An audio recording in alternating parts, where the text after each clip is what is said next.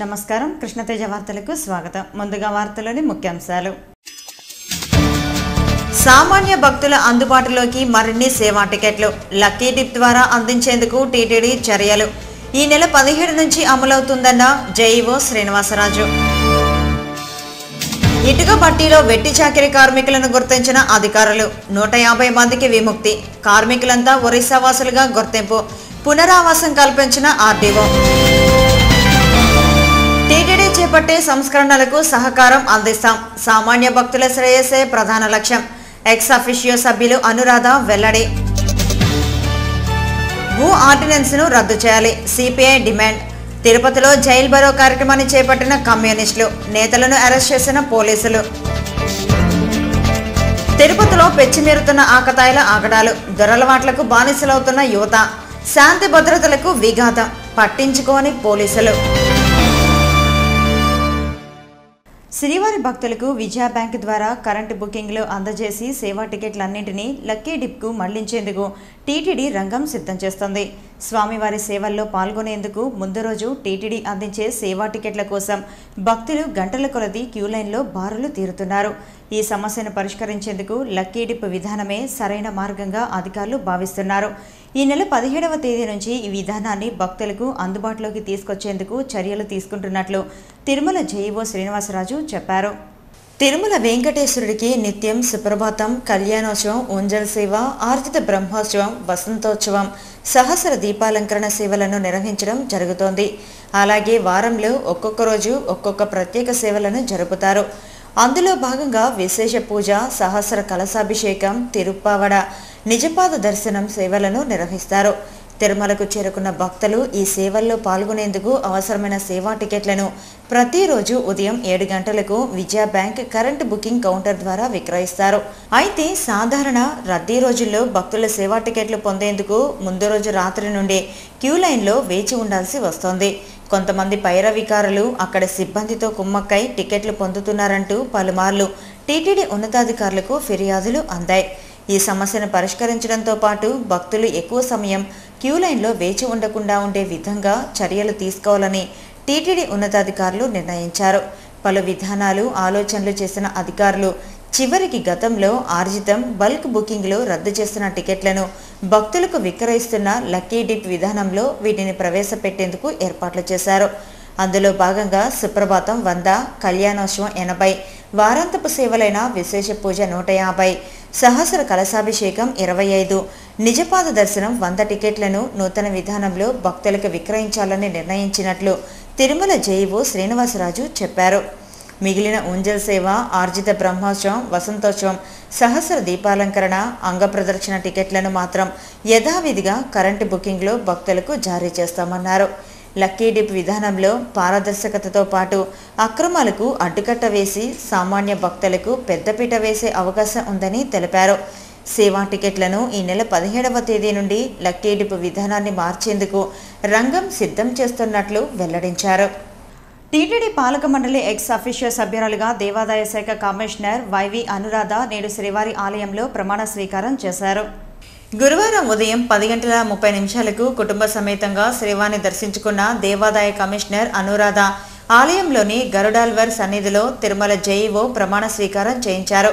TTD పాలక మండలిలో సభ్యురాలిగా రావటం చాలా సంతోషంగా ఉందని, టీటీడీ అధికారులు పాలక మండలితో సంయుక్తంగా పనిచేస్తానని ఆమె అన్నారు.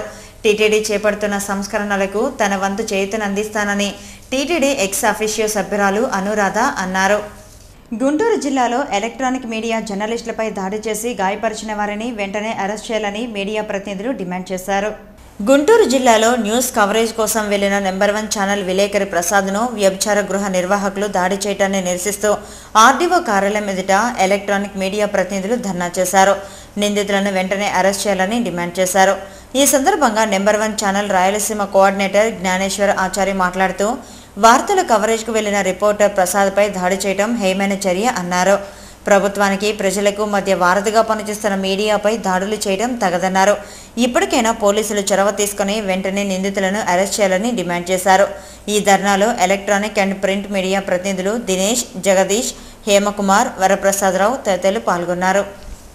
రేణిగుంట సర్కిల్ పోలీస్ స్టేషన్ నూతన భవనాన్ని అర్బన్ జిల్లా ఎస్పీ గోపీనాథ్ జెట్టి ప్రారంభించారు. రేణిగుంట పోలీస్ స్టేషన్ ఆవరణలో 20 లక్షల వ్యయంతో నూతనంగా భవన నిర్మాణం చేపట్టారు.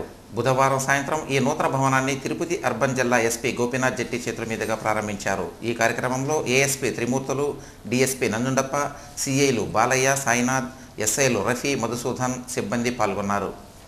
చిత్తూరు జిల్లా పరిషత్ చైర్మన్ గీర్వాణి చంద్రప్రకాష్ ఏకపక్షంగా వ్యవహరిస్తున్నారని Vaikapa ZPTC floor leader Venkatareddy Yadav ఆరోపించారు. జెడ్పీటీసీ చైర్మన్ గీర్వాణి వైఖరిని నిరసిస్తూ గురువారం జిల్లా పరిషత్ కార్యాలయం పరిపాలనాధికారికి వైకాపా జెడ్పీటీసీ సభ్యులు వినతిపత్రం అందజేశారు. ఈ సందర్భంగా Vaikapa ZPTC floor leader Venkatareddy Yadav మాట్లాడుతూ వైకాపా జెడ్పీటీసీ సభ్యుల పట్ల ఓ రకంగా, టీడీపీ జెడ్పీటీసీ సభ్యుల పట్ల మరో రకంగా ఆమె వ్యవహరిస్తున్నారని విమర్శించారు. గౌరవ సభ్యుల పట్ల కనీస మర్యాదను పాటించడం లేదని ఆగ్రహం వ్యక్తం చేశారు. వైకాపా జెడ్పీటీసీలు ప్రాతినిధ్యం వహిస్తున్న ప్రాంతాలకు నిధుల కేటాయింపులో వివక్ష చూపుతున్నారని ఆరోపించారు. చైర్మన్ తన తీరును మార్చుకోకపోతే పెద్ద ఎత్తున ఆందోళనకు దిగుతామని హెచ్చరించారు. ఏవోకు వినతిపత్రం అందజేసిన వారిలో వైకాపా మహిళా విభాగం జిల్లా అధ్యక్షురాలు గాయత్రీదేవి, వైకాపా జెడ్పీటీసీ సభ్యులు ఉన్నారు. భారతీయ సంస్కృతి సాంప్రదాయాల్లో భాగమైన ప్రాచీన కళ విలువిద్య పరిరక్షణకు ప్రభుత్వాలు కృషి చేయాలని ఏపీ ఆర్చరీ అసోసియేషన్ ప్రధాన కార్యదర్శి సత్యనారాయణ కోరారు. ఆర్చరీలో ప్రావీణ్యాన్ని సాధించి ఆసియా బుక్ ఆఫ్ రికార్డును సాధించిన చిన్నారి డాలి శివాని అభినందన కార్యక్రమంతో పాటు ఆర్చరీ కోచింగ్ క్యాంప్ ప్రారంభోత్సవాన్ని గురువారం తిరుపతిలో నిర్వహించారు. స్థానిక ఖాదీ కాలనీలో జరిగిన ఈ కార్యక్రమానికి ముఖ్య అతిథిగా ఏపీ ఆర్చరీ అసోసియేషన్ ప్రధాన కార్యదర్శి సత్యనారాయణ హాజరై ప్రసంగించారు. ఈ సందర్భంగా సత్యనారాయణ మాట్లాడుతూ భారతీయ సనాతన ధర్మంలో వేదాలు ఓ భాగమని, అందులోని ధనుర్వేదం మన దేశంలో పుట్టిందేనని తెలిపారు.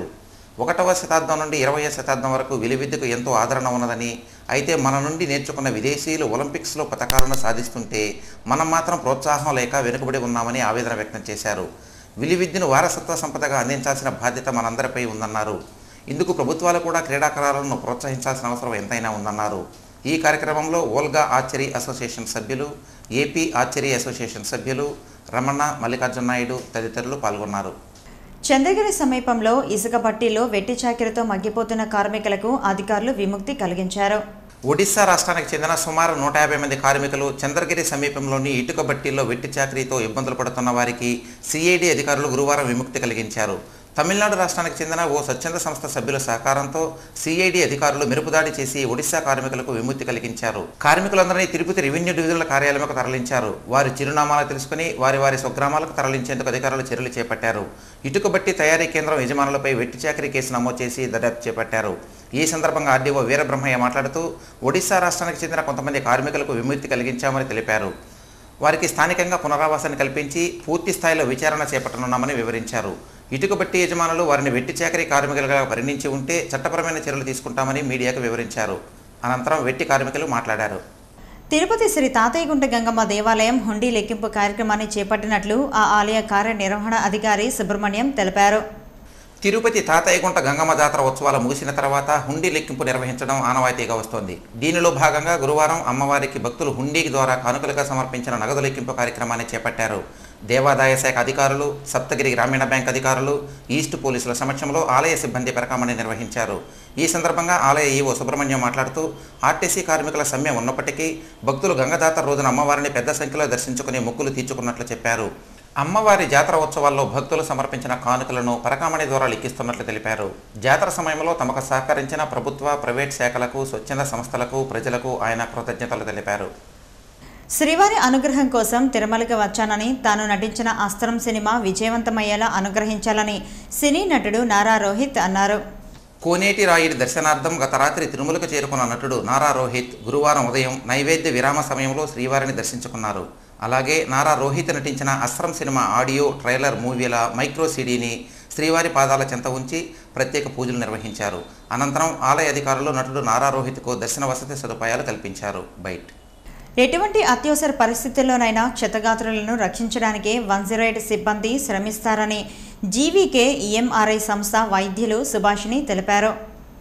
చిత్తూరు, నెల్లూరు, కడప, కర్నూలు, అనంతపురంకు సంబంధించిన 5 జిల్లాల 108 ఎమర్జెన్సీ మెడికల్ టెక్నీషియన్లకు గురువారం తిరుపతిలో ప్రాంతీయ శిక్షణా తరగతులను నిర్వహించారు.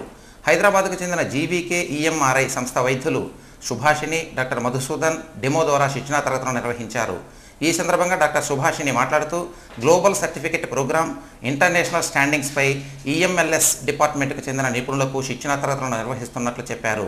ఎమర్జెన్సీ మెడికల్ టెక్నీషియన్లకు basic life support, international trauma live service, accident కేసులపై అవగాహన కల్పించేందుకు ప్రతి 2 సంవత్సరాలకు ఒకసారి శిక్షణా తరగతులను నిర్వహించి నైపుణ్యతను పెంపొందిస్తున్నట్లు వివరించారు. ఎలాంటి పరిస్థితుల్లోనైనా క్షతగాత్రుల ప్రాణాలను నిలపడానికే సిబ్బంది శ్రమిస్తారని పేర్కొన్నారు. ఈ శిక్షణా తరగతుల్లో program manager Ramanayya, regional manager Bhaskar Rao సిబ్బంది పాల్గొన్నారు. కేంద్ర రాష్ట్ర ప్రభుత్వాలకు చిత్తశుద్ధి ఉంటే వెంటనే భూ ఆర్డినెన్స్ బిల్లును రద్దు చేయాలని, లేని పక్షంలో జరిగే తీవ్ర పరిణామాలకు ప్రభుత్వాలు బాధ్యత వహించాల్సి ఉంటుందని సిపిఐ జిల్లా కార్యదర్శి రామానాయుడు హెచ్చరించారు. భూ ఆర్డినెన్స్ను రద్దు చేయాలని కోరుతూ సిపిఐ ఆధ్వర్యంలో ఆర్డీఓ కార్యాలయం వద్ద గురువారం సిపిఐ కార్యకర్తలు జైల్ భరో నిర్వహించారు. ఈ సందర్భంగా రామానాయుడు మాట్లాడుతూ పేదలు, రైతులు, కార్మికుల భూములను బలవంతంగా లాక్కునేందుకు ప్రభుత్వాలు కుట్ర పన్నుతున్నాయని చెప్పారు. బలవంతంగా భూసేకరణ చేస్తే రైతులు కూలీలుగా మారే పరిస్థితి ఎదురవుతుందని తెలిపారు. పార్లమెంటులో భూ ఆర్డినెన్స్ బిల్లు పాస్ కాకపోయినా ఆర్డినెన్స్ రూపాన భూసేకరణకు చట్ట సవరణ చేసిందన్నారు. ఇప్పటికే కేంద్ర విద్యాసంస్థల కోసమని ఏర్పేడు మండలంలో ప్రభుత్వ భూమి డీకేటీ, సీజేఎఫ్ఎస్ భూములను 826 ఎకరాలను సేకరించి రైతులకు అన్యాయం చేసిందని చెప్పారు. ఈ భూములన్నీ పేదలవేనని తెలిపారు. ఈ పద్ధతి కొనసాగితే రానున్న కాలంలో పేదలకు గుడిసె వేసుకోవటానికి 1 సెంటు భూమి కూడా దక్కే అవకాశం ఉండదని పేర్కొన్నారు. ఇప్పుడైనా ప్రజలు అప్రమత్తమై ప్రభుత్వ జులుంను ఎదుర్కోకపోతే ప్రజలు చెట్ల కింద బతకాల్సి వస్తుందని ఆవేదన వ్యక్తం చేశారు. ఈ సమావేశంలో సిపిఐ జిల్లా నేతలు వెంకయ్య, పెంచలయ్య, మురళి, రవి, కాలయ్య, చలం, శ్రీరాములు, విశ్వనాథ్, నరేష్ కార్యకర్తలు పాల్గొన్నారు. ఇంజనీరింగ్ కామన్ ఎంట్రన్స్ టెస్ట్ను ప్రశాంత వాతావరణంలో పగడ్బందీగా నిర్వహించారు. డిప్లొమా పూర్తి చేసిన విద్యార్థులు బీటెక్ ద్వితీయ సంవత్సరంలో ప్రవేశ అర్హత కోసం ఇంజనీరింగ్ కామన్ ఎంట్రన్స్ టెస్ట్ 2015ను గురువారం నిర్వహించారు. ఈ సెట్ పరీక్ష కోసం తిరుపతిలో 9 పరీక్షా కేంద్రాలను ఏర్పాటు చేశారు. ఎస్వీయు ఇంజనీరింగ్ కళాశాల, ఎస్వీయు ఆర్ట్స్ కళాశాల, SGS high school, SV polytechnic, SV junior కళాశాల, campus school, SV girls high school, SVU science కళాశాలలో పరీక్షను నిర్వహించారు. ఉదయం 10 గంటల నుంచి మధ్యాహ్నం 1 గంట వరకు జరిగిన పరీక్షకు సుమారు 6025 మంది విద్యార్థులు హాజరైనట్లు అధికారులు తెలియజేశారు. పరీక్షను ప్రశాంత వాతావరణంలో పకడ్బందీగా నిర్వహించారు. విద్యార్థులకు ఎలాంటి ఇబ్బందులు కలగకుండా అధికారులు ప్రత్యేక ఏర్పాట్లను చేశారు. నిర్ణీత సమయం కంటే అర్ధగంట ముందుండి విద్యార్థులు పరీక్ష కేంద్రాలకు అనుమతించారు. తిరుపతిలో కురిసిన కుండపోత వర్షంతో జనజీవనం స్తంభించింది. రోడ్లన్నీ జలమయమయ్యాయి. గురువారం కురిసిన అకాల వర్షం, ఎండ తీవ్రత నుండి ప్రజలు కొంత ఉపశమనం పొందారు. ఈదురుగాలులు, ఉరుములు, మెరుపులతో కూడిన వర్షం అరగంటకు పైగా పడటంతో రోడ్లు జలమయమయ్యాయి. కాలువలు పొంగి పొర్లాయి. విద్యుత్ అంతరాయంతో ప్రజలు కొంత ఇబ్బందులు ఎదుర్కొన్నారు. ఈదురుగాలులకు చెట్లు కొమ్మలు విరిగిపడ్డాయి. ట్రాఫిక్ అంతరాయం కలగకుండా పోలీస్ శాఖ సిబ్బంది చర్యలు చేపట్టగా ట్రాన్స్కో అధికారులు విద్యుత్తును యథావిధిగా సరఫరా చేశారు. భారతీయ కళలు ఎంతో గొప్పవని, వాటిని పరిరక్షించుకోవాల్సిన బాధ్యత ప్రతి ఒక్కరిపై ఉందని శ్రీవంశీ కళాక్షేత్రం కల్చరల్ సొసైటీ అధ్యక్షులు జిఎల్ కుమార్ పేర్కొన్నారు. గురువారం తిరుపతి ప్రెస్ క్లబ్లో ఏర్పాటు చేసిన విలేకరుల సమావేశంలో ఆయన మాట్లాడుతూ ఈ నెల 15 నుండి 3 రోజుల పాటు మహతి కళాక్షేత్రంలో శ్రీ వంశీ కళాక్షేత్రం కల్చరల్ సొసైటీ ఆధ్వర్యంలో తెలుగు తల్లి ఆరాధనోత్సవాలను నిర్వహిస్తున్నట్లు చెప్పారు. శాస్త్రీయ, జానపద నృత్య పోటీలు, మహిళలకు ముగ్గుల పోటీలు, వీధి నాటకాలు, తోలుబొమ్మలాటలు, హాస్య నాటకాల ప్రదర్శన నిర్వహించి ఉత్తమ కళాకారులకు ప్రోత్సాహక బహుమతులను అందిస్తామని తెలిపారు. కళలను, కళాకారులను ప్రోత్సహించడానికి తాము చేస్తున్న ప్రయత్నాన్ని ఆశీర్వదించాలని కోరారు. ఈ విలేకరుల సమావేశంలో ఆ సొసైటీ సభ్యులు ఆముదాల నారాయణ, కొత్తపల్లి ఆనంద్, సుమన్, రాధాదేవి తదితరులు పాల్గొన్నారు. వాల్మీకులను ఎస్టీలో చేర్చి ఎన్నికల్లో ఇచ్చిన హామీలను నెరవేర్చాలని కోరుతూ ఎస్టీ సాధనకై వాల్మీకుల పాదయాత్ర కార్యక్రమం కుప్పంలో ప్రారంభమైంది. కేంద్ర మాజీ మంత్రి బూటన్ సింగ్ ముఖ్య అతిథిగా పాల్గొని కుప్పం నుంచి హైదరాబాద్ వరకు సాగే వాల్మీకుల పాదయాత్ర శంఖారావం కార్యక్రమాన్ని ప్రారంభించారు. ఎన్నికల్లో వాల్మీకులకు ఇచ్చిన హామీని నెరవేర్చి ఎస్టీ జాబితాలో చేర్చాలని డిమాండ్ చేశారు. ఈ కార్యక్రమంలో వాల్మీకుల సంక్షేమ సంఘ నాయకులు శ్రీనివాసులు, పార్థసారథి తదితరులు పాల్గొన్నారు. ఆకతాయిలతో తిరుపతి మహానగరం అట్టుడుకుతోంది. అర్ధరాత్రి దాటితే పీకల వరకు మద్యం సేవించి నగర ప్రజలను భయభ్రాంతులకు గురిచేస్తున్నారు. కార్లు, స్కూటర్లు కనపడితే పెట్రోల్, కిరోసిన్ పోసి నిప్పు పెడుతున్నారు. ఇదేమిటని అడిగితే వారిని చితక బాదుతున్నారు. ముసలివారిని కూడా విడిచిపెట్టడం లేదు. ఆకతాయిలను ప్రశ్నించే వారి మీద ప్రత్యక్ష దాడులకు దిగి నానా బీభత్సం సృష్టిస్తున్నారు. తిరుపతి పుణ్యక్షేత్రంలో రోజురోజుకు పెరుగుతున్న ఆకతాయిల ఆగడాలపై కృష్ణతేజ ప్రత్యేక కథనం. ఇప్పుడు మీరు చూస్తున్న వారంతా చదువుకున్న వారే, చదువు సంస్కారం నేర్చుకుంటున్న వారు. అయితే వారికి సంస్కారం బదులు అన్ని చెడు అలవాట్లే అబ్బాయి. ఆ సంస్కారాలకు తోడు చెడు సవాసాల వలన వివిధ వ్యసనాలకు దారితీశాయి. ఆ వ్యసనాలకు అలవాటు పడ్డవారు వాటిని జల్సాలుగా అలవరుచుకున్నారు. దీంతో వారి ఆగడాలకు అంతు లేకుండా పోతోంది. అడ్డం వచ్చిన వారిని తిట్టడం, కొట్టడంతో పాటు ప్రత్యక్ష దాడులకు తెగబడుతున్నారు. అంతటితో ఆగక అడ్డు వచ్చిన వారిని గాయపరిచి వారి రక్తం కళ్ళజూస్తున్నారు. పొద్దు పొడిచినప్పటి నుంచి అర్ధరాత్రి వరకు పీకల దాకా మద్యం సేవించి నగరం మొత్తం తిరుగుతూ నానా బీభత్సం సృష్టిస్తున్నారు. వారితో విభేదాలున్న వారిపై దాడులకు తెగబడటం, లేకపోతే వారి ఇంటి వద్ద ఉన్న వాహనాలను ధ్వంసం చేసి కిరోసిన్, పెట్రోల్ పోసి తగలబెడుతున్నారు.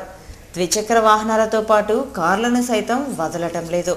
ఇటువంటి దాడులన్నీ కూడా నగరంలో ఉన్న పోలీస్ స్టేషన్లకు కూతవేటు దూరంలో జరగటం గమనార్హం. ఇలాంటి సంఘటనలు జరుగుతున్న బాధితులు 100కు డయల్ చేసి సమాచారం అందిస్తున్న పోలీసుల స్పందన కరువవుతోంది. ఇటువంటి సంఘటనలపై నగర పోలీసులు ఎటువంటి దృష్టిని సారించడం లేదు.